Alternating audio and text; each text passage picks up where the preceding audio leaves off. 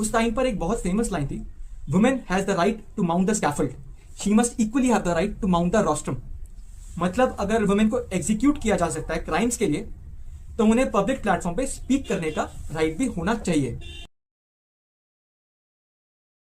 फिर 1789 में ओलेम दी गूज नाम से एक राइटर थी, उसने एक इंपॉर्टेंट डॉक्यूमेंट पब्लिश किया, declaration of the rights of women and the female citizen.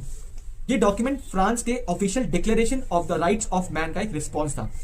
दी गूज ने पॉइंट आउट किया कि 1789 का डिक्लेरेशन कहता है all man are born free and equal, लेकिन इसका मतलब सिर्फ मेल्स है या ऑल ह्यूमंस। तो उसने एक पैरेलल डिक्लेरेशन लिखा जिसमें उसने स्पेसिफिकली इंक्लूड किया वुमेन को। उसने डिमांड किया वुमेन को भी वोटिंग राइट्स चाहिए, प्रॉपर्टी राइट्स चाहिए, एजुकेशन का एक्सेस भी चाहिए। उस टाइम पर एक बहुत फेमस लाइन थी, women has the right to mount the scaffold, she must equally have the right to mount the rostrum. मतलब अगर वुमेन को एग्जीक्यूट किया जा सकता है क्राइम्स के लिए, तो उन्हें पब्लिक प्लेटफॉर्म पे स्पीक करने का राइट भी होना चाहिए। ये डिक्लेरेशन रेवोल्यूशनरी थी क्योंकि पहली बार किसी ने फॉर्मली आर्ग्यू किया कि इनलाइटनमेंट प्रिंसिपल्स जो रेवोल्यूशन की फाउंडेशन थी, वुमेन पे भी अप्लाई होना चाहिए।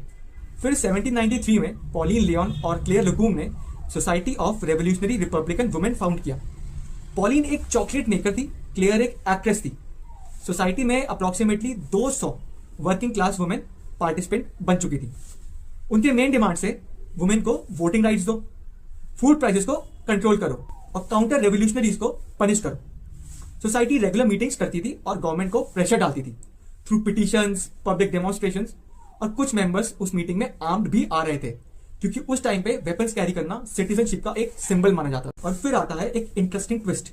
1793 में गवर्नमेंट ने डिसाइड किया कि वुमेन्स पॉलिटिकल एक्टिविटी डेंजरस हो रही है, तो इसको टैकल करने के लिए गवर्नमेंट ने क्या किया, इसको हम समझेंगे अपने पार्ट 2 में, जिसमें हम कवर करेंगे the outcome of this entire revolution for the feminist movement and how this movement became the laboratory of the future feminist movement.